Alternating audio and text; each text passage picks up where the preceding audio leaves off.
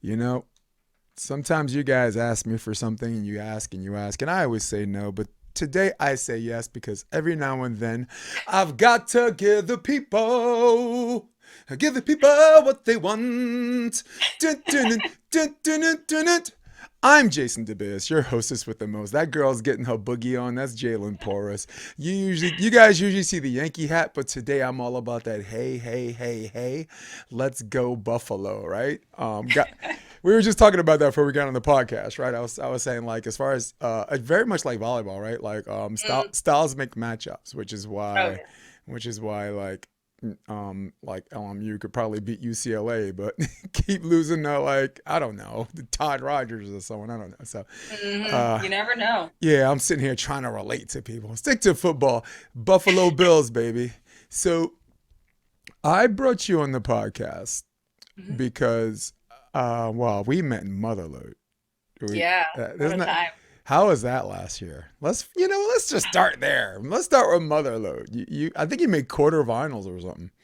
I did. I made it to quarters. Got taken out by Lena and Katie The for subsequent champs, the, yeah. yeah, they're the ones who took me out of the winners bracket. And man, to say Motherload was exciting. Like I love the people. I have never once lost to people and been just fine with it because they were so professional Right. and so kind and sweet. Like every girl I played was so kind, no matter what. If you beat them, if they beat you, and that was the best part about it. And then the scenery, like who can be mad with that scenery?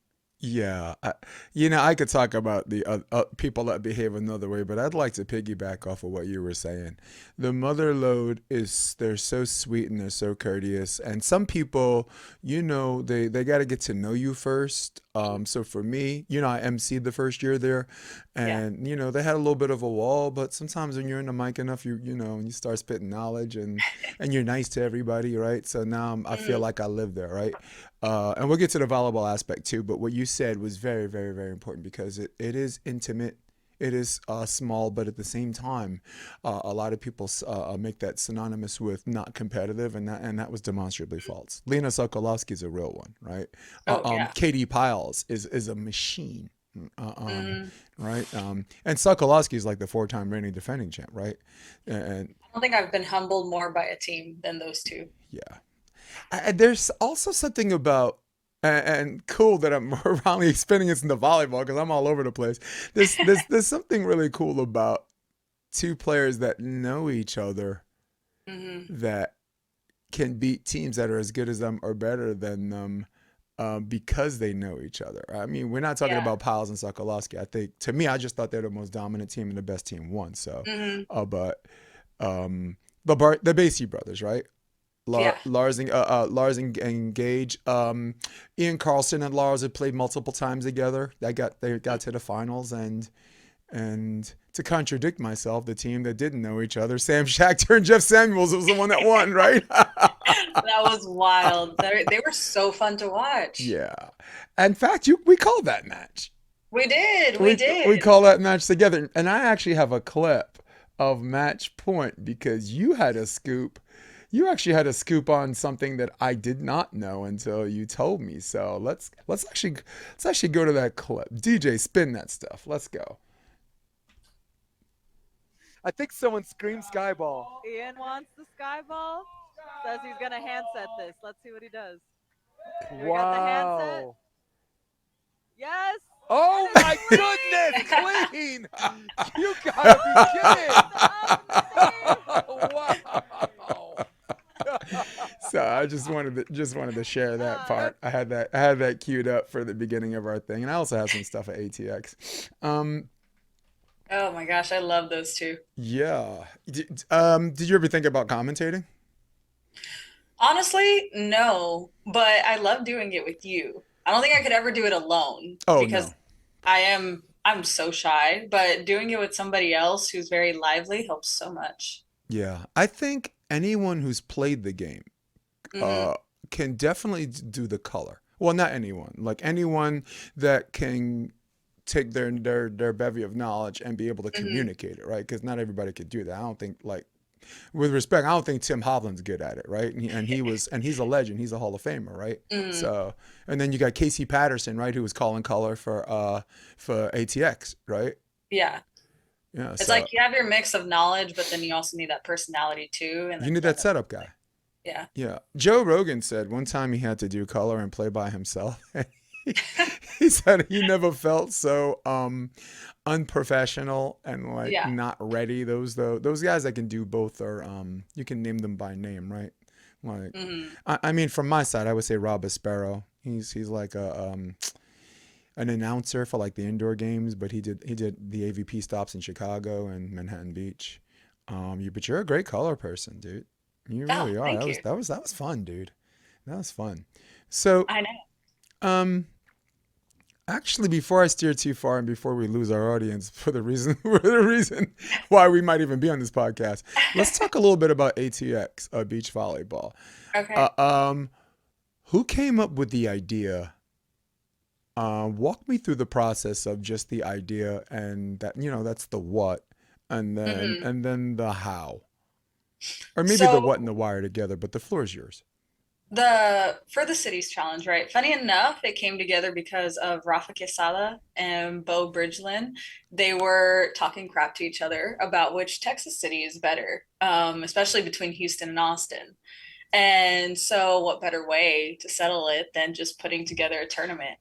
So originally, the first one happened 2 years ago between Dallas, Austin, Houston, and then it was going to be San Antonio. They couldn't make enough, so then they just did a wild card. And so that was the way that they settled it. And of course, it came down to Austin and Houston, and it actually came down to the last set, which was the third set between. I know it was Matt Cisneros, Taylor Hughes, and I believe I could be wrong. I think it was Riley, but I don't want to butcher who they were playing against. But yeah, so all that drama and excitement, it stirred a lot because it answered a lot of questions on which city was better at the time. And then we put a pause on it for 2 years. No one really decided to bring it up again until Rafa was asking about it this past fall. And he was like, hey, we should bring that back. And originally, the two who helped create it, it was Randy Metter out of Houston and LJ Luciano. And so they kept toying with the idea. LJ was like, should we do this? Should we do this at the end of the year? We thought, just why not? Right? Why not throw it? We could probably definitely get the four Texas cities together. And then all of a sudden it just started blowing up. Like next thing you know, we had Denver wanting to come in. Actually, Miami was about to come in, but they were just a little too late. And so next thing you know, we had this tournament that turned from what was just supposed to be Texas cities to now it's a whole cities challenge that people are watching. And so the format was really meant to take the formula that college has mastered, which was the five pairs, and bring The it into dual the adult system, world. right? Yeah. Yeah. And bring it into the adult world because obviously it works for them. So why not actually, bring it into the professional world? Um, and it was kind of interesting because at first the Texas cities were back and forth on if they wanted to, have outside cities come in, especially the guys side. Because at the time we're like, can we get girls? And it was my idea to get the women because, selfishly, I wanted to be able to compete. And so while we were getting the guys together, they were on the debate like, do we let other cities in? Do we not? I was getting the girls together. And then at the end of it, of course, we decided to just see how much this thing can grow. So we let Denver in. And then they brought their women, which was pretty cool because speaking of Motherload, it was everyone I played in Motherload Right. It just coming was. in. So who were the women that came? So the Was it? women that came off the top of my head, I know Lindsay Jen came, Oh. Hmm. Jordan Moody, Lena, Katie, Shaylee Bufus, who was running it? Wow. Bunch of rock stars. Yeah, Sana was the captain. I don't know if you know Sana. And Okay. then there's a couple other names escaping me, but nothing but badass girls, can I say? Yeah. Wow. And for the guys, we got did Lars and Gage play together or no? They So it was Lars with Ian. Lars Lars and with Ian. Ian. Right. Cool, man. That's I like that the cities can actually field. I mean, it was a three team dual system, right? Not five, right? It was five. Oh, it was five. Oh, Yeah, you guys are gangsters. Five. five. Wow, dude, that's crazy because there are some pairs. Just like I remember when I was working with LMU, when USC played UCLA, like at the end of the season. Everybody's like, oh no, they don't have an answer for Tina. They don't have an answer for this person. Sponsor or Yeah. sponsors UCLA, and I'm just like, dude, watch pair 3, 4, and 5. Yep. I mean, you can have USC win top heavy with Tina and I Ava know. Bustamante or whatever, and Stein Metzger, who was the coach at that time, will probably could watch it that they could win 3, 4, and 5. You Yeah. know, so and that's what happened. They won 3, 4, and 5, but And then probably hold on, I have the exact names for you. go ahead. So it was Lindsay, Shaylee, of course, Katie, Lena, and then Mary, Sana, Tara, Putton, and then I want to make sure I give everyone a shout out so they know. I mean, it's great because I met all of these people at Motherload. So Oh, Lindsay Herzl, okay, Shay Piper, Jenny Cruz. So Shay and Jenny actually were originally on the team, but they didn't get to make it out. So they had one girl sub who is technically a Denver resident, but was in California. She was able to come out.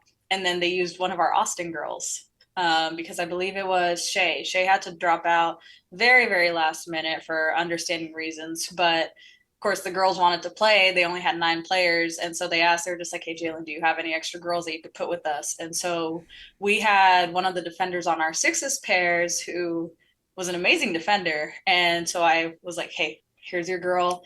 I hope she works out. And she ended up taking out our fives pair. Pretty wild. It was great because I wanted her to do well. So it was like, hey, I gave you somebody that was actually, gonna help you win. So it was good to see her winning. Tough to see her actually take out our fives pair, but yeah. it was exciting. It's and fans out there, let that be a lesson to you. You might get what you want, but you gotta want what you got. Yep. Yep. So we now know the what, and you guys have done a fantastic job establishing the how. Well, let's talk before I get to the why or whatever. Let's talk a little bit more about the how. Um, how did you come about reaching out to Colorado? I know LJ. LJ is fantastic, by the way. I just want to take a brief pause, a 10-second pause, and talk about what a wonderful Mm. person and what a wonderful human being he is. And I mean, he's the kind of guy that makes me want to leave LA and go to Texas. Sorry, my 10 seconds are up with LJ. But yeah, how did it come about reaching out to people, making that happen? Who in Colorado was helpful? And who can be helpful as far as Miami or Florida is concerned? So Leonard Hugebers was actually the one who connected us to Colorado, and he's actually the one who wanted more competition. And so he opened the door to be like, hey, I think we should further the competition, invite these outside cities like Colorado. Yeah. And then he connected us to Jordan, and Jordan then connected us to Sana. And so that's how we got both of those two as captains. And he's the one who also he reached out to Louisiana, he reached out to Florida, and then Rafa as well helped with our Miami connection. But Every, then we realized just out of advertisements alone, we had all of these cities just like, hey, when's the next one? When can we do it? And so it started with Leonard, and then our marketing then drew more people in. I gotta tell you, it can, and it very may well be a snowball going down a hill, just getting bigger as it rolls. Mm-hmm. I think you have something here, and the reason why you have something here, because sports notwithstanding, it's real and it's interesting. Mm-hmm. Right? It's interesting. We can talk about. I mean. Depending on what group site you're on Facebook, people can talk about different things. I could talk about levels to this, and that's a conversation I have too. Yeah. Right? Like, AVP guys are going to do it, or FIVB. We're not talking about that. We're talking about something that they might consider on a smaller scale, but in the bigger scheme of things, is great for the sport of volleyball. It generated viewership, it generated fans. Casey Patterson, who I hope is going to be on the podcast tomorrow. He and I were working that out. Yeah. good color commentary. I'd fly down and do that with you guys if you'd have me. And it's interesting and it's real and it's great for the sport. I mean, and I sound like I'm repeating the same three things because it's what else is there? What's the point, right? Without those three, if it's not real, it's not interesting, and the fans don't and the fans want to see it, Yeah. or if the fans don't want to see it, what's the point? Yeah, and I realized it brought so many so many girls I haven't seen in Hmm. so long that you might as well have considered retire. Hmm. Like Dallas. Dallas was running the women's open scene when I was growing up, back when I was 17. And then you saw a lot of those girls just disappear. They, of course, had kids, they got married, and then all of a sudden I'm getting their roster and I'm like, she's back, she's back, she's back. And one of the things that was amazing to see was I got thank you letters from them saying that it was so good to be on a team again and to have something to train for. Because, you have the open tournaments, but it's just you and somebody else. Whereas like that, like you could see that girls were motivating each other. Like, hey, let's get out to practice at 6 in the morning. Let's get this done before work. And you actually had this end goal and you had other people that were counting on you. And people just loved having that back again. Yeah. Also, it takes um, magnetic personalities to make this happen, right? If you're meeting it with people and you're trying to establish relationships or partnerships or this or that with someone, speaking from all the way up here, it makes it very difficult to speak for. And this is why I had you on the podcast because I think you're very magnetizing. Like people want to be around you. You can sit in a chair by yourself, right? And then people will wander like birds to bread and just sit next to you. And you can get up and move, and then the two or three people will get up and move and sit next to you, right? Do cats walk up to you and want you to pet them, right? The dogs like you too, right? So you have, I guess, the word animal magnetism is inappropriate, but for humorous perspectives, you having that personality where you're easy to talk to is a start, and that's why I was lingering with the how before we got to the when and the why and all that stuff. Uh, um, and yeah, and again, honor, duty, privilege of having you on a podcast because of that. Mm-hmm. You're worth 10 of them. Um, so let's talk about the the why. So we explored a little bit of the why, right? We talked about like it was something that was good for Texas volleyball promoting, and it was a rivalry thing, and the rivalry was interesting, and now all of a sudden, you have this idea of let's just have this invitational, because we already Yeah. know we can ball, in the indoor scene we have two-time defending champs. We got some talent out there, right? I mean, in fact, the last NCAA finals, that's the last two finals had zero California players on both rosters. So Yeah. so Yeah. yeah, riddle me that. So that's Chicago and this and that. Uh so the why, is there anything more you'd like to say about that before we go in there? Because I'm trying to come in all structured and stuff. Because this podcast is really designed for me and my friends to talk. I But mean, really, the why was to give players another goal. Because nothing to AVP, but I feel like less and less of the newer, younger generation, they feel that drive to compete professionally, mhm. right? Um, and then after the first tournament, we didn't know obviously if we were going to keep this on, but right when the tournament was happening, we had 200 people that were standing out just to watch in 40-degree freezing rain. And so that alone said people, one, want to watch it. But then after that, they said, hey, I'm going to start competing. I want to play in this. I want to be in the next city's challenge. I want to compete for Austin. And so just like seeing how this tournament created a drive for the younger athletes to also get better, it was just motivating. Like, how can you not give this opportunity to people? And then I think it's not one just competing for yourself, but also to compete for the city, to have fans behind you, and then to have your own team come to the court and cheer you on as you're going in that third set to beat the city that you're going against. And so it's just a mix of that. I feel like um, more players need more of an opportunity to go further in their beach career. And right now, I feel like there's not enough. And so if we can create that opportunity, then why not create it? Yeah, and it also might generate interest from people who might have been halfway out the door with volleyball, right? Like on social media, I've seen some people on the international scene and the domestic scene. They were like, okay, great year. This is my last year, and thanks for all your support. Yeah. Thanks for whatever cheddar cheese I made from this, and I'm out, right? Hmm. Particularly women more than men, right? They want to start a family. The women are just better professionals than guys, Hmm. right? Think about it. There's here's a funny number for you, right? Like Yeah. almost every major university, or every university has a women's volleyball team, right? Hmm. Not every university has a men's team, and I know Title IX comes into play with that, but Hmm. right, because Syracuse don't have a team, Michigan don't have a team, Yeah. Texas don't have a team, right?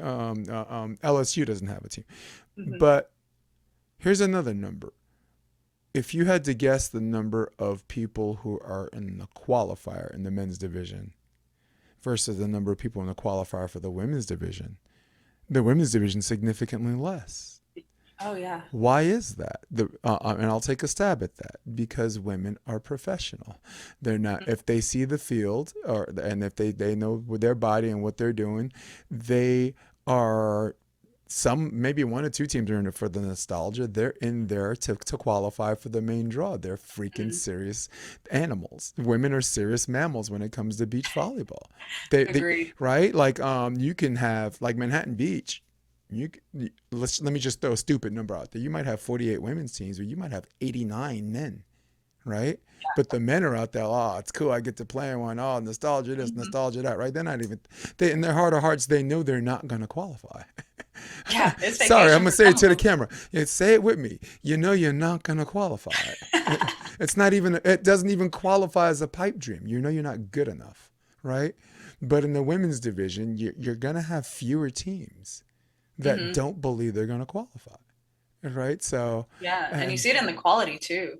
yes, yeah. Look, my wife and I, we do a little pool Hmm. like for Manhattan Beach and for whatever qualify we cling on to. We did Atlanta a couple of times, but Manhattan Beach is like 8 spots. So eight Yeah. spots where like this field of teams makes it fun. Uh, it breaks the tie perspective. We wound up in a tie. We never wound up in a tie with 8 spots. So, Hmm. and the women we pick, we always get wrong. The men we pick, we're almost always going to get the top four right. They're Yeah. guys who are on the outside in of the main draw, and they Lev Prima, Landell, right? They're qualifying machines, right? Hmm. Maybe Roshitz and Cano, or Leela Tucker, played with Sexy Jesus, Dietrich for a bit, right? They're Yeah. qualifying machines. Right, so you have them and everybody else. If there's any surprise, I remember there was Ryan Wilcox and Devin Berkey Hmm. that just busted through their this gnarly 18 bracket, and I mean, it was like they were like a 29 seed or something like that, and it was like, yeah, it was like the Yeah. game signing with G Unit and 50 Cent. It was like, huh? Sign with G Unit had people like, huh? uh, um. So yeah, I totally get the why. Hmm. Um. Let's go back to the what. I have connections that could actually put on a New York, New Jersey duel, 5 teams. Oh, okay. I'll leave you my number after that. There are guys who are aging like wine. I'll name them by name. Mike Salick was away from the sport because he was coaching, but he's back, and Hmm. and sometimes those guys, you know what volleyball is as a player, right? Yeah. And please interrupt me at any point. It's about getting an IQ, and when you get your IQ, you have to have the body to do something about it. Yeah. Right? How Yeah. many players are like, oh my God, if I knew this when I can actually move? That's LJ for you. Yes. Right? Yeah. Yeah. Well, Mike Salick, we're not close friends. In fact, we were more adversaries than friends back then. I think he's in his mid 40s, and I think he won an EEVB, man. I'm like, wow, with an old partner. So Hmm. guys like that, and I was in New York, and they're just some guys who are just young, wide eyed, and interested. Uh, um, yeah, it'd be a good field, you know. Oh yeah. Belmar still has good tournaments. Point Pleasant still has good tournaments, and I would I'd love for them to go down to Texas and get their butt kicked.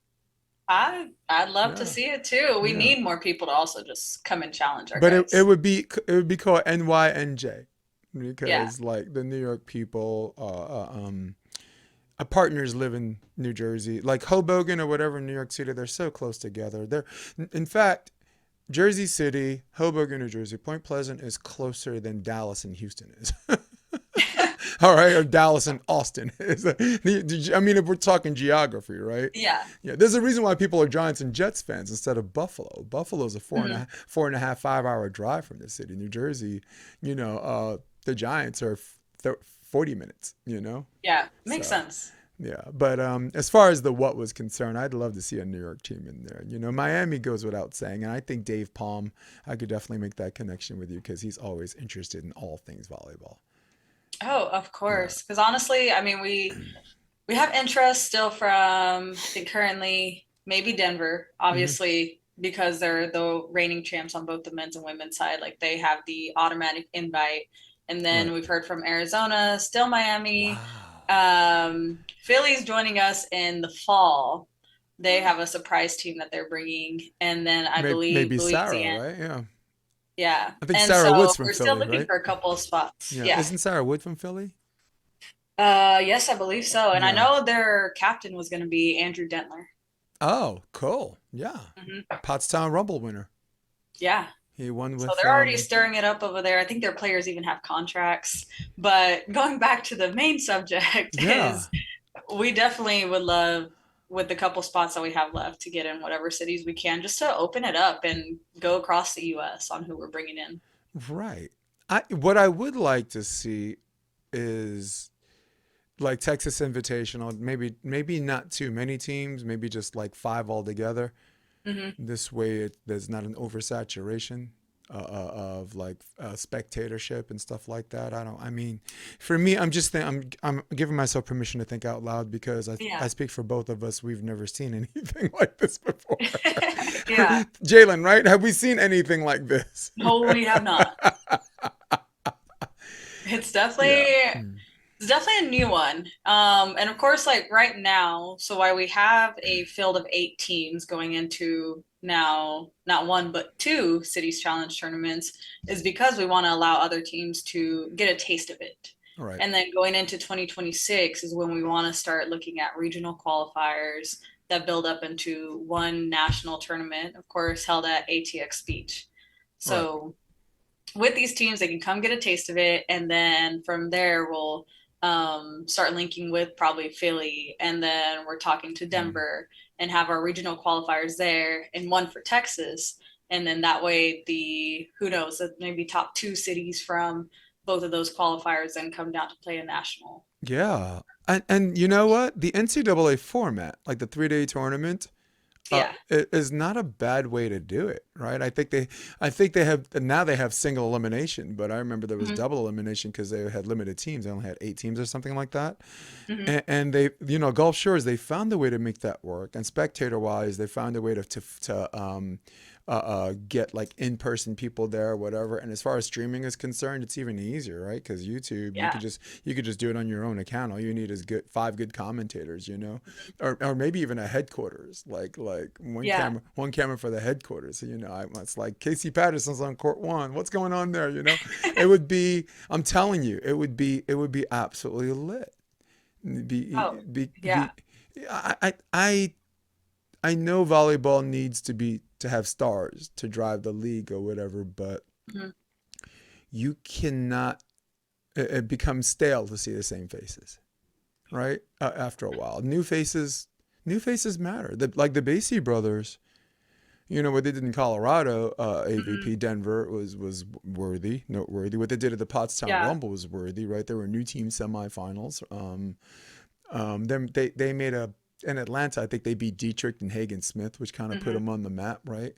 And of course in Huntington, they had people literally follow them. So, and they're like the poor man's Partains. For anyone that's never seen the Basey Yeah. brothers, sorry guys, I'm sitting there talking like everyone knows what we're talking about. They have the same like gangly, don't carry a whole lot of fat, but and maybe not a whole lot of muscle, but they're very, very light on the sand. They Hmm. glide, their hands, their transitions are smooth, jump setting, and every time I see the two of them, I think very much of Miles, and even Marcus Partain, who's not playing as much as Miles, but Yeah. the poor man's Partain. That's what I think when I think of And I mean, it. yeah, I think it's time for this new generation to come up and start kind of not exactly taking over, but they're starting to be a mix because we have seen a lot of the same old faces, and I feel like that's another part of it too, is to see the same people winning. And now Right. you want to see these different stars winning or these different stars making the upset. Right. All right, let's actually talk a little bit about volleyball and why Texas has been so darn good over the years. An indoor scene, a grass, beach, planet Mars, volleyball, right? I have this adage, my own personal adage, which is historically has legs. Hmm. So, when you see good players on the West Coast, it's the players. Yeah. You see good players in the Midwest, it's the coaches. Hmm. And you see good players on the East Coast, it's the immigration population. So, Yep. right, Yep. plenty of guys from Poland, right, Haiti, people that play on the Caribbean national team, right, they're all over the place. So how much does coaching come into play from the junior scene? Our juniors below high school to juniors high school to the college, and possibly people that want to, vie or compete for professional contracts. It's, I would say it's definitely a mix, but coaches are huge. Even Right. now that the game is growing, I think it's become more of the game than it was like back when I was a junior. When I was a junior, it was the girls, right? And the girls would, yes, you'd have like a good coach, but there wasn't enough with beach volleyball knowledge just yet.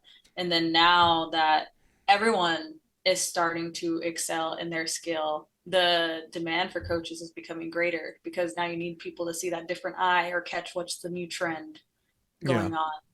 Yep. Well, I've made a lot of enemies because I've always criticized the coaching or lack thereof in my neck of the woods in my zip code, which is supposed Hmm. to be the hotbed for beach volleyball, right? Uh, there's a reason why I'm not calling Olympic Games, because I have a big mouth.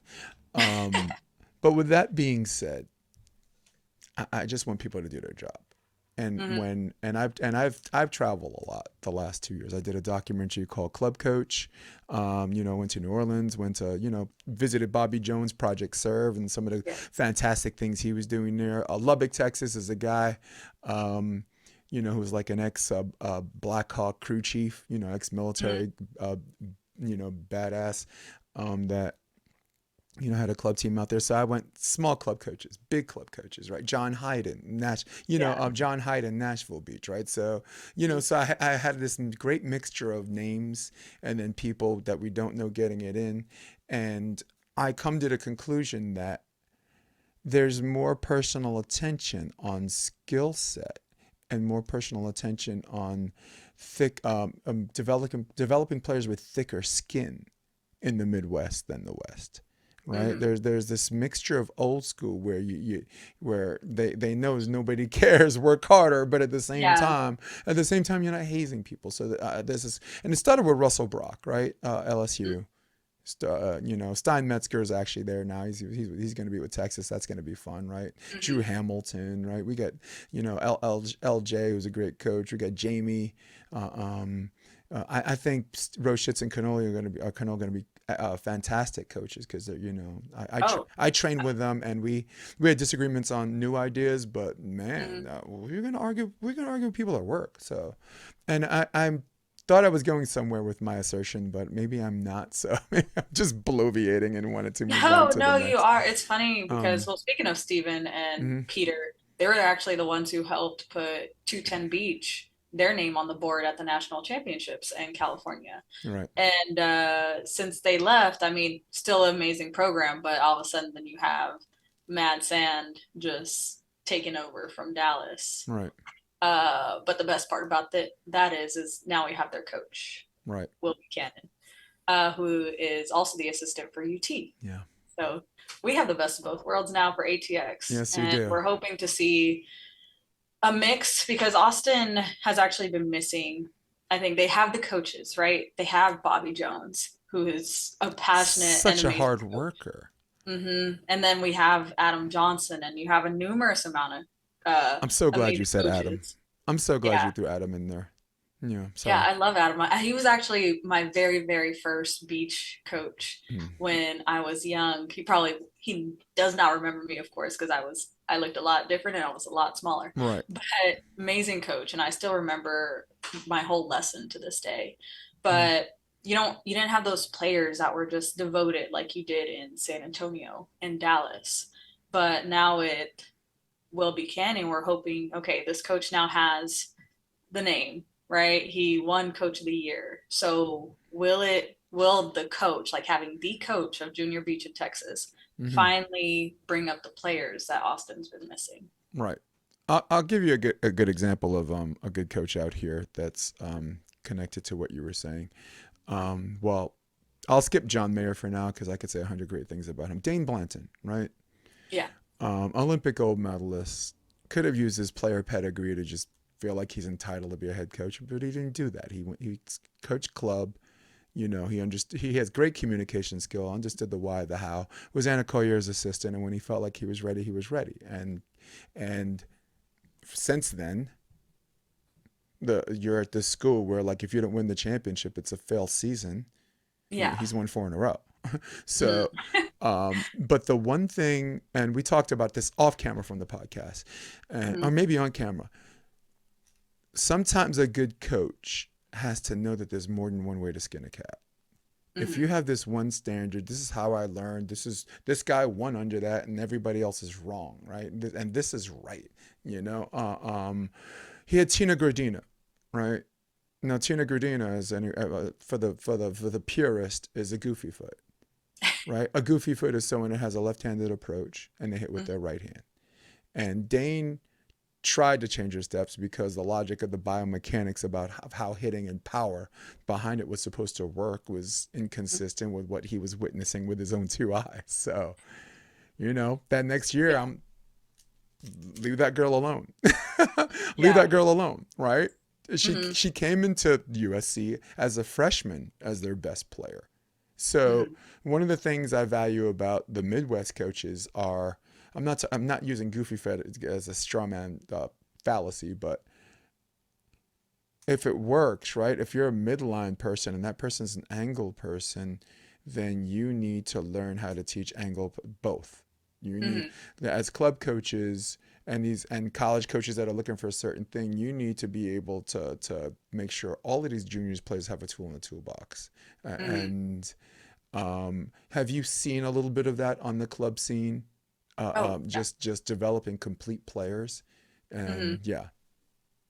I even been doing it myself with my little 15-year-old girls. Yeah.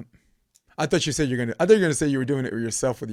You're like, because when you're an active player and you start coaching, and you're like, all right, and you start assigning focuses on a receive on Mhm. like a passing drill. All right, you're hold at the end, right? Yours is straight and simple, straight platform, simple pass. Yeah. If you're not a midline person, right, one move to the ball, right? Because midline in the Mhm. classic sense of the word is two moves, right? Uh, um, you're like, wait, do I do that? Am I holding at the end, or am I just doing that? Right? Am I straight Yeah. and simple, or am I hooking at the end because this game comes so easy to me? I'm just doing that, right? There's more dorkery on the guy side on that part, but Yeah. have Honestly, you I do noticed catch as an active myself. player that you catch yourself? Yeah, all the time. And it's funny because I'll be touching or teaching the girls how to do one specific drill, and I'll be just like, hey, just hold. All you have to do is hold. And then next thing you know, I'm going into practice and I'm like, okay, Jaylyn, you just got to hold. You got to hold your platform, watch it, take the ball out at an angle. And I'm just repeating the stuff that I'm teaching my girls in my head. Mm-hmm. And I realize it's also been coming into my play. Even dolphin diving. I was never raised on dolphin diving. That was new to me. And Tanya Lyerly, she owns 512 Beach. She would just laugh at me because all of a sudden I go coach indoor. I come back, I'm dolphin diving to get to balls, Wow. which has actually helped a little bit Mm, on some plays. That's what works. Look, Hmm. as an as an active player, I had a debate with someone about knee down passing because there's a technique where they teach where left knee down, right knee down, and how to angle your platform or whatever. Hmm. And I jumped in on some of the drills, and I'm like, Coach, you're doing it wrong. You're not even hitting your knee. You're not even hitting your knee. And I'm like, you know what? I don't need to. And they're like, well, the way you're doing it, it tires out your legs, right? But my Hmm. argument was, if it's all you know, it doesn't. Yeah. If that's your Yeah. muscle memory, like Hmm. on the indoor scene, like Karch Karat never even wore knee pads because he wasn't a knee down passer. He just Yeah. grinded it. But if you're used to grinding it, it's not like it might actually tire you trying to do it the other way, right? So Yeah. but that was the one lesson I learned.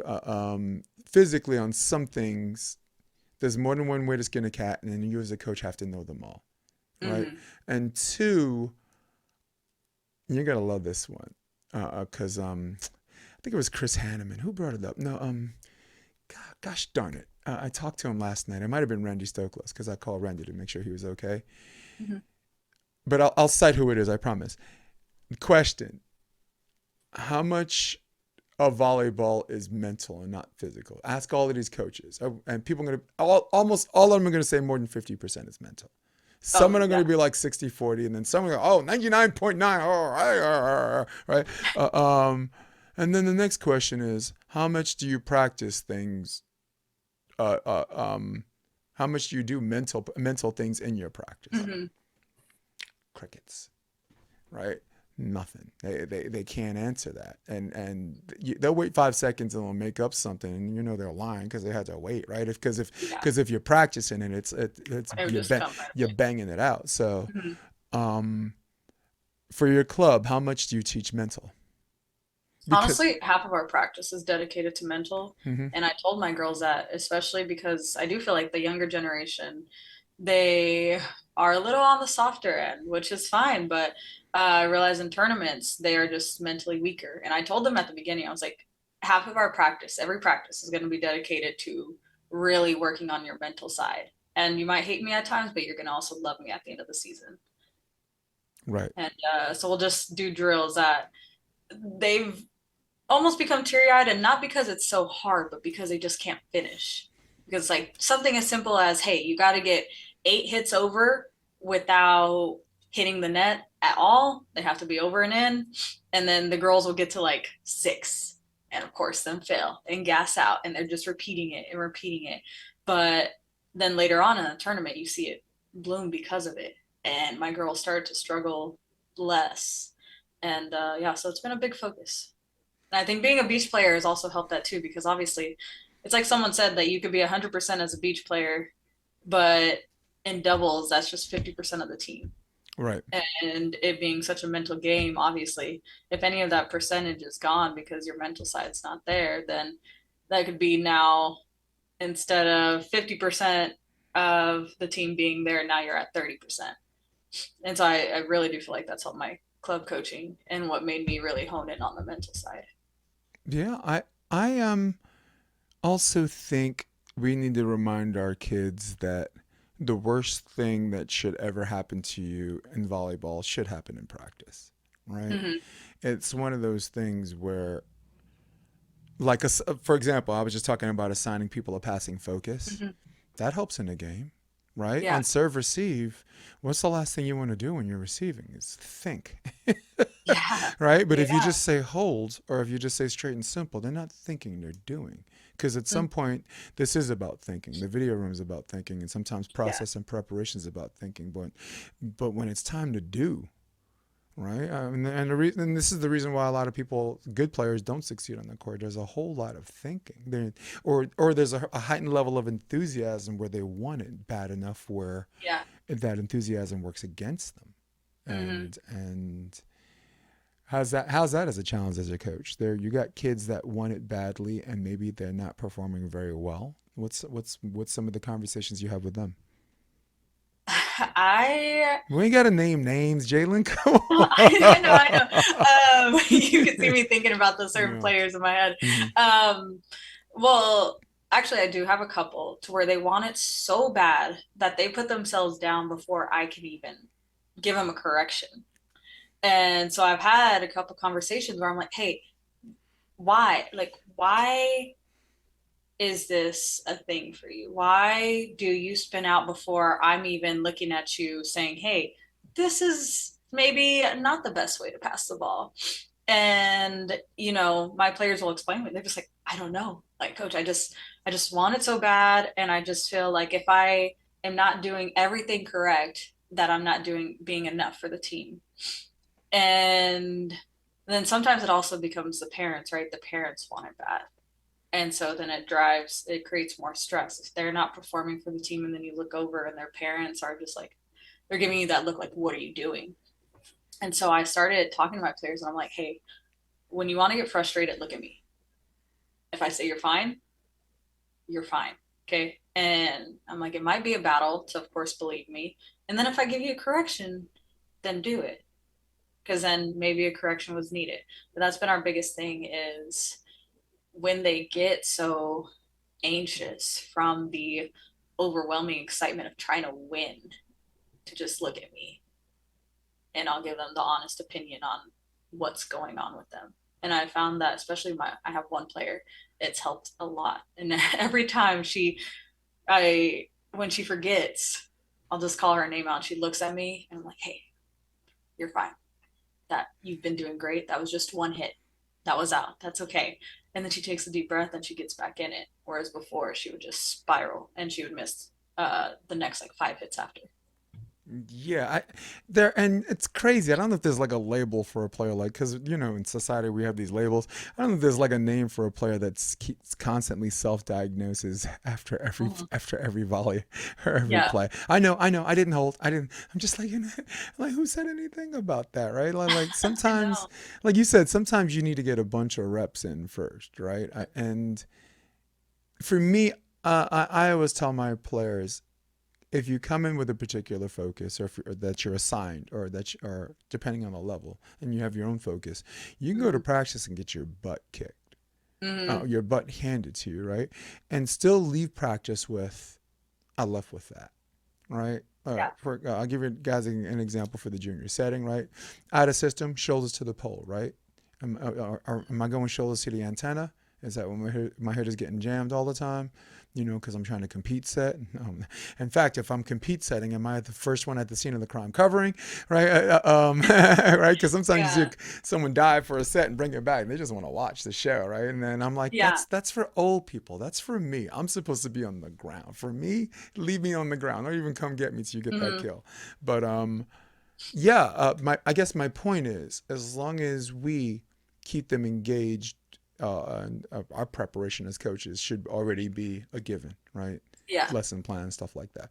Mm-hmm. But as long as we keep them engaged in what their what is, that for Mm-hmm. that practice, they can have a bad practice and still leave. And they might, and it's you and me, we have to remind them. You might feel like you didn't have a good practice, but you did. Yeah. You Oh did, yeah. right?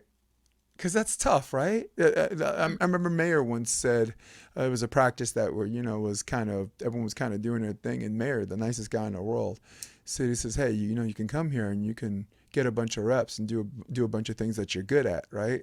He says, Mm-hmm. but do you leave practice a better player? And they were like, no. And he's like, well, not no, but definitely maybe not. Yeah. Right? You no, Yeah. because feeling good about yourself might be a real thing too, and maybe that makes you Mm-hmm. better in that respect. But but we get the point, Mm-hmm. right? We get the point. So, as a coach, what's one of the easiest things, or one of the things that fundamentally that your kids processed? I don't like the word seamlessly, but like easier than the other fundamentals. So, using the 6 fundamentals: passing, setting, hitting, blocking, serving, digging, and the sixth one, which one was came easiest to them? So funny enough, it's split. My defenders actually process hitting technique better. They're all 5'1". Right. And then you have all my offensive players and they process passing techniques seamlessly. And I know it's because they've just had this repetitive. happen to where, like my defenders, they're stuck in their habits. So it's hard to break them. But now they're learning hitting technique because I'm trying to make sure that in case some of my hitters go down and I need my little 5-1 libero to, play front row, that she's ready. And she's just over there like elbow back, hips open, hips closed, like has the perfect torque chain going. Um, and then same thing for my hitters. They're all like, Coach, I want to play back row. Because in college, I want to be an outside that plays 6 rotations. So I've been teaching them how to, pass like a libero. And same thing, I can tell them several times with hitting, hey, draw your elbow back. Hey, open your hips, close your hips. They won't do that. They might do it once or twice, but then at the end of the practice, they're back to their old technique. But you tell them how to pass, how to hold their platform, they're doing it in seconds. And they're keeping that the whole way through. Yeah.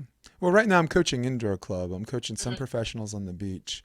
And the thing that came most seamless to them was understanding free ball, like where they're supposed to be on the switches. And that's, and for kids that never played before, because I have evolution, I'm assigned to the developmental team. Oh, yeah. Okay. And that surprised me because rotation and this and that. It's great going through 4 tournaments and never got called out of rotation one time. So they understand where they're supposed to be. And now the challenge is, they're not feeling like they're inadequate because they're getting aced.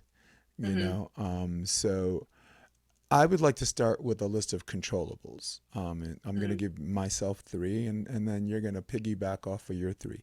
Now, these controllables are included but not limited to on the court or off the court controllables. For example, I told my kids over the weekend, serve, right? I'm going to do 3, for example, 3 on court controllables. Serve, right?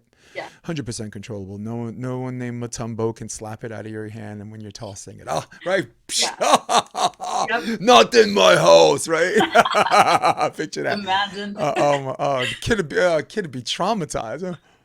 What the hell did I do? What did I do? Second thing, in system setting, right? You get a good pass, the other team can't make you set poorly. Only you can do that, right? Third thing, free ball, down ball. Depending on the level, that could be 70-30, 80-20, 90-10. Take care of that first hit on the easy ones, on point scoring, on easier point scoring opportunities.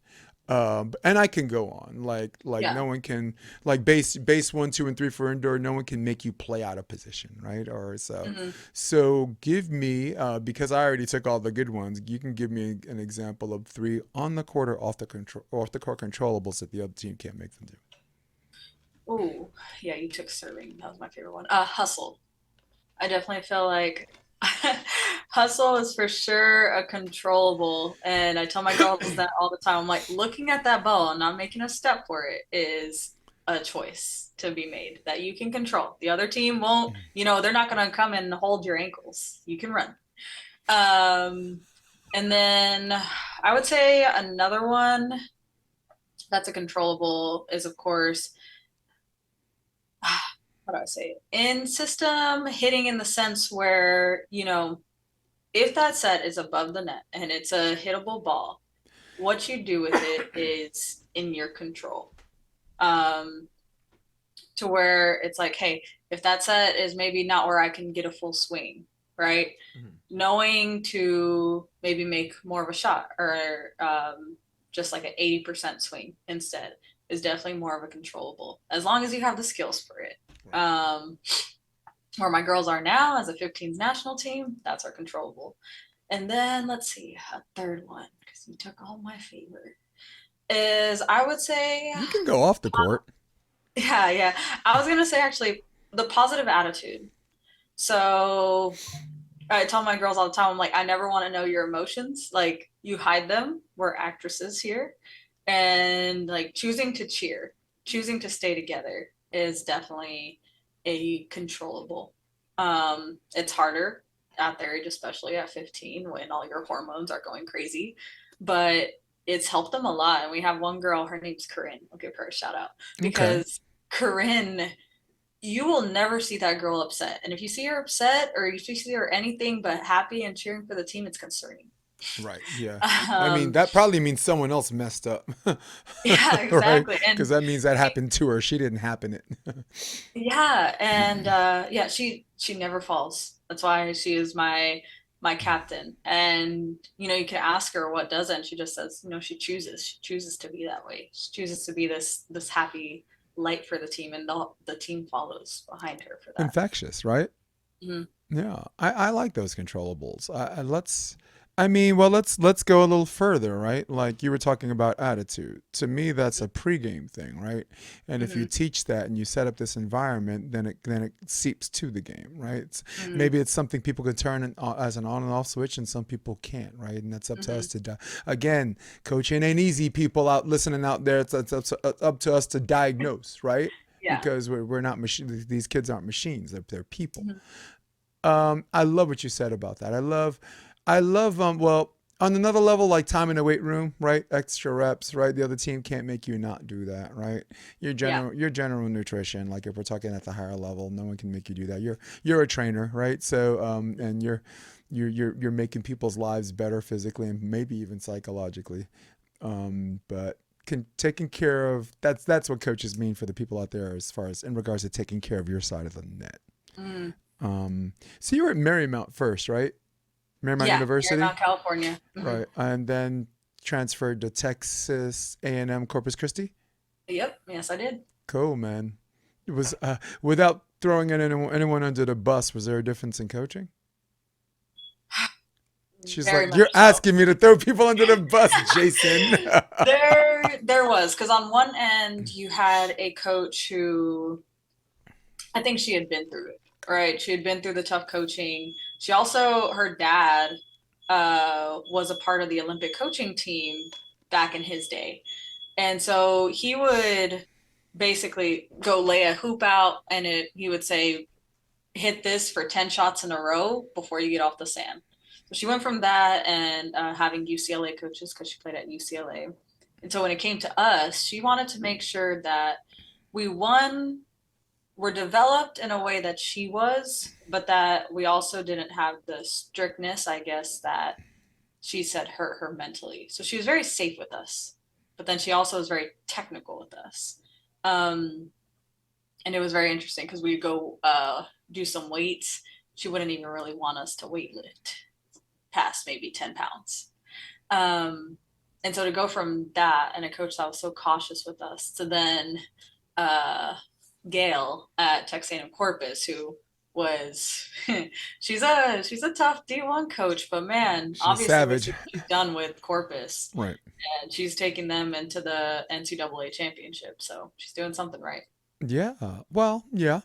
I mean, good recruiting helps too. I mean, but Yeah. at the end of the day, like Dane has his pick of the litter of recruits, Mhm. which makes people maybe have like take his thing lightly. But I have more respect because, again, I said it before. The whole notion that you have to win the whole thing or it's a failed season takes a special type of human being to do it too, Yeah. right? Anna Collier was before him. She Hmm. was qualified, and Dane's 4 for 4. He's qualified. So Hmm. and one of the seasons I don't even think he had seniors. And Oh wow. Stein Metzger surprised the heck out of me because I thought of him more as a winner than a real coach. Yeah. But when you're in the finals and Savvy Simo's like your only senior and you're in the NCAA finals again, win or lose, you've won. So, Yeah. um, yeah, and I think coaches need to be really careful. Like some of these coaches at every level where they fail is where they use their own criteria and experience as cite as a pretext, right? Hmm. And this is where I argue with people like DJ Klasnick or whatever, like, the best coaches were players. And I'm like, no, that's not true because if you're reflecting on your own experience as a player, you're assuming because you can do it, they can do it. And that's not always the case. Look at LeBron James, look at me. The man is Yeah. 6'8", right? Mm. There are things I'm in my prime, on my best day that I can't do that LeBron can do. We Yeah. don't expect LeBron to coach everybody to be like him, right? Hmm. Michael Jordan stayed away from coaching because of that. Uh, Right? But it's the yeah. reason why guys like Jeff Van Gundy, who never played in the NBA, Learned under Pat Riley, was an acolyte for a while or Chuck Daly, Detroit Pistons never even dribbled a basketball, Mhm. have more rings as a coach than Magic Johnson, who coached, or Isaiah Thomas, who coached, and and if someone is going to hire a coach, I'll land on Mhm. this because I need to let you talk eventually. If someone's going to hire a coach citing as a pretext their playing experience, that's Mhm. something in the interview process that they have to remind that coach. Mhm. Jason Olive, LA Volleyball Club, Yeah. love him like a brother. Mhm. He was the club director, but he coached the way he was coaching Hawaii, and it Mhm. had massive benefits because the Division 1 setting and the attitude and the competitive atmosphere was just what the doctor ordered. But he knew Yeah. without criticizing him, he knew that there were some components he was missing. Yeah, Mhm. I was there for 3 years, and honestly, I fulfilled my 3-year contract. The man's, that was great. Yeah. That was me and him together. That was fantastic. Mhm. Our ego identity probably couldn't do a fourth year. I mean, we can't. So, but Yeah. so what's one of the so we talked about easy things. What's the most difficult fundamental? What does your team struggle with? Is it with for me? I would go serve to space. Yeah. I mean, Actually, serving I would is a agree. generalization, but I'll be more specific and say serve to space for anyone that Mm. needs that definition. I would say fundamentally, besides that, what we struggle on the most is our offense. But our girls always, they're actually too safe. And that goes back to their mental side. They Right. hate making errors. And so they will roll shot for a whole game over actually taking a swing Hmm. and, having a better chance at missing. And I will have to like yell at them like, hey, we are not a roll shot team. We're not a tipping team. We can Say the swing. tips for the waiters. Yeah, exactly. And so I would definitely say that's probably our hardest fundamental aspect of the game is our offense. Yeah. Yeah, for me, it's always served to space because um, I think players, as particularly at the club, but even at the professional level, have to Mhm. understand your serving game is not looking for quick results. It's creating Mhm. a constant pressure where your serving strategy in the beginning doesn't look like it's working because the other team is passing in system, but Yeah. they have to understand the people that are coaching and watch video and this and that, and also understand that we're not looking for a perfect serve. Like Hmm. when I'm like serve between position 6 and 5, or whatever, or position 5, I'm not asking them to look at the line, which is an inch thick, and try Yeah. to hit that line. Again, we're not machines, we're people. So, Hmm. and it's weird at every level, from juniors all the way to the Olympic Games. Serve rules and how you handle serve rules. Hmm. Tokyo Olympics, France beat Russia, right, in the fifth Yeah. set, and they won the fifth set because they had zero reception errors against the best serving team in the world. So, Hmm. and Oh, and that what was they're so repeat exciting champs, to right? They won watch. again, right? They're repeat champs.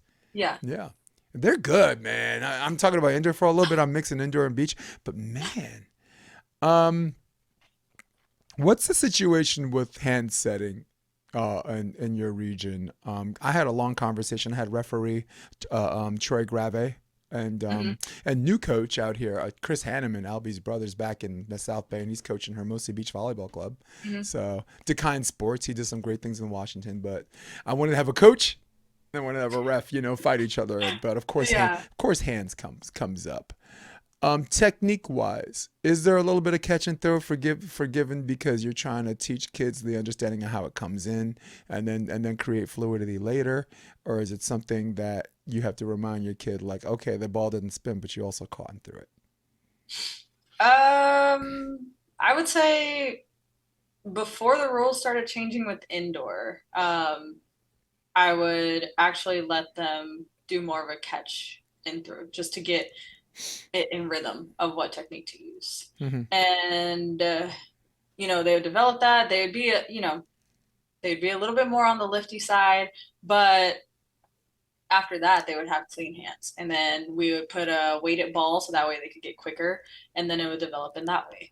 But now that I notice refs are starting to, you know, not call any doubles, but definitely call more of the catch and throw, then I've started easing away from that. And then we just go straight into releasing the ball in location. Right. So getting that quick release and location. And then we'll develop how to make it cleaner. And Right. it's kind of it's been wild to me to see how that the game has changed, because I'll be just sitting there and I have to keep my mouth shut watching some of these sets. Right. Right now with the girls that we play, it's a lot cleaner. But when my team was 14, there was so much I was seeing that I couldn't believe was being let go, especially compared to back when I was a junior, Mm-hmm. where it was very, very strict, especially with the doubles. Right. Um, and so, yeah, that's how I've started to change the way of setting, or how I teach setting. Yeah, and I think when we were coming up, I'm a little bit ahead of you, of course, but when people were coming up, spin was like this indicator of what was a double or not, right? And now you got players who are refereeing because we don't have real refs reffing pool, and now you're waiting to see how the ball comes out. Where if you look at the Yeah. FIVB games, a double is called as soon as it comes in. Like Mhm. sometimes you see some refs and they wait to see how it comes up and they'll be like, no, no, no. But if you listen to the timing of the whistle on the high Mhm. level games, before it even hits the near apex. So that clearly demonstrated to me that they were determining a double how it comes in and not how it comes out. Mhm. And Which is and funny. I never knew that until yeah, speaking of Tanya yeah, from 512, mm-hmm, she's probably the only one in Texas who's enforced the rule. And mm-hmm, people aren't used to it because of course she's the only one doing it. right. But then if it wasn't for her, I wouldn't have known that rule. Right. Well, Troy Grave on the last episode said it's Mhm. both, but his opinion is how more of how it comes out. Where Yeah. his own colleagues like Matt Laveau or Deanna Shiner or Carson, Hmm. from the East Coast guy who's also in the AVP, he's battling cancer. God Hmm. bless you, my brother. They call it how it comes in, Hmm. and I like the in argument because you have guys like Phil that can have the ball come this way, and Hmm. push out, and it's not spinning. Yeah. But that's a double. This Yeah. and that. It's a double. So Yeah. I do support the more how it comes in, and that's why you're gonna see more forgiving on maybe forward spin, Hmm. but side spin. When you see some side spin, a referee is almost going to not swallow his whistle because side spin is an indicator that it definitely came out. And supporting Troy's argument, it came out that way, you know. Yeah. So, and that's why I asked you specifically because Ref Carson told me check with your league, Hmm. right? And on in Connecticut, they wrote into their rule book if it spins the whole time, it's a double, right? So Yeah. they're judging it exclusively by spin. So catch and throw, have a good time with the FBI catch and release, right? Or the Pizza Hut deep dish. Yeah. And I would Uh-uh. say now we've more in Texas, Mm-hmm. we've started to really implement just look at the side spin. Yeah. And I know when we're coaching that, we tell Mm-hmm. people, we're like, hey, if you just see spin, don't automatically assume that's a double. Like, one, you have to watch the hands. Right. People ask you, you want to be able to say that you looked at the hands and not the spin. So it's really big in Right. Texas to call it that way. But Yeah. I say if you want an indicator, the ball will spin sideways. If it spins forward, then Yeah. that could mean like they had maybe fingertips on it, like something else that doesn't exactly mean it's a double. Yeah. And the refs covering their behinds are very explicit in their operative words, right? Hmm. Spin is not a main indicator, right? Hmm. And they didn't say it wasn't an indicator. They said it was not a Yeah. main indicator. It's not judge. That was a nice set, but it spun. I have to call a double. Come on, Hmm. let's. I mean, and the reason why there's so much resistance is because there was a generation of people who developed a technique because they were calling spin, they developed this catch and throw technique so it doesn't spin. So imagine all the years you put in the setting. You're so angry and bitter at this that you assume they don't know the rules. And really, at the end of the Yeah. day, when you take a trip out of your region, you might see that you don't know the rules. You know, Hmm. all right? Now, I mean, Yeah, I yeah. agree. Look, I was a catch and throw guy. I mean, people act like because I'm an East Coast guy and I'm an indoor guy, I'm more Mhm. forgiving on the spin. No, and play any grass tournament in Connecticut. they're absolute hands C's, you know. Uh, um, so Oh, and yeah, just wait till people come to Texas, man. yeah. It's always funny when Californians come to Texas Hmm. because I swear we are almost the strictest state when it comes to. Yes, yes. And people have no idea. They think it's like a California thing. But see, but I love the notion of check with your league, right? Like last episode, I said CBVA, California Mm-hmm. Beach Volleyball Association, handwritten to their rules. You cannot receive serve with your hands. Mm-hmm. Because what a lot of people don't know is receiving serve with your hands on the beach is not illegal. It's only illegal Yeah. to double it or carry it. It's actually legal. Mm-hmm. But nobody has enough whiskers under their chin to do it, right? And a referee, you know. Well, here's the other thing. In the 90s, an indoor, if you did it, the referees would make up the call. They got together and said, forget that rule. You Mm-hmm. know, so it's really sometimes it's not about rules. It's about what the refs get together and decide. Because in the Yeah. 90s, people forget because everyone's like, oh, 2001 hand setting became legal as long as it's not a double. But Mm-hmm. hand setting was always legal, except it couldn't be a double. So indoor that rules, and also hitting this part and this part of your body on a not hard driven ball has always been Yeah. legal too. Yep. So you should see that. You should listen to that episode. We went over crazy rules. Hands apart like this, fist apart, legal or Mm-hmm. illegal. What do you think? Legal. Legal. Yep. Yeah. I only remember that because there was one ref who actually implemented all of that when I Hmm. was playing in California, and he was the one ref that really was just like, no matter where you take it, as long as it's even. Yeah. Yep. I like that. And we got some good ones. Lars is there's an older referee named Lars, old Mhm. school and very good at changing with the times and understanding. He's very good. Troy Gravitt lives out here as a bodybuilder too. I wanted him to come on the podcast with his shirt off. You know, maybe get some more views. You know. Oh, Um, just the clickbait. yeah, exactly. So yeah, that was one of the things I wanted to talk about. Uh, you've already been on for a long time with me. As far as personal training is concerned, how's that going? How's your I know you were doing it remotely. I remember because of but Hmm. any in person thing going still remote? What's going on?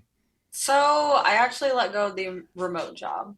That was after I ended up becoming the marketer for also the CVC that Randy Metter's doing. Hmm. And so between coaching, because now I coach back in San Antonio, committed to that before I moved back to Austin. So between that and marketing for ATX Beach and CVC, I was like, I need to let something go. So I let personal training go, but ATX Beach is going to have their own fitness program. And so I'll just be on standby for that. So Okay, that's as far as that one's going. nice, cool, man. Well, it's lunchtime dinner time for you, lunchtime for me. I put on the quarantine 15, so I have this dedication thing. I'm gonna lose 1 pound a day for 10 days straight.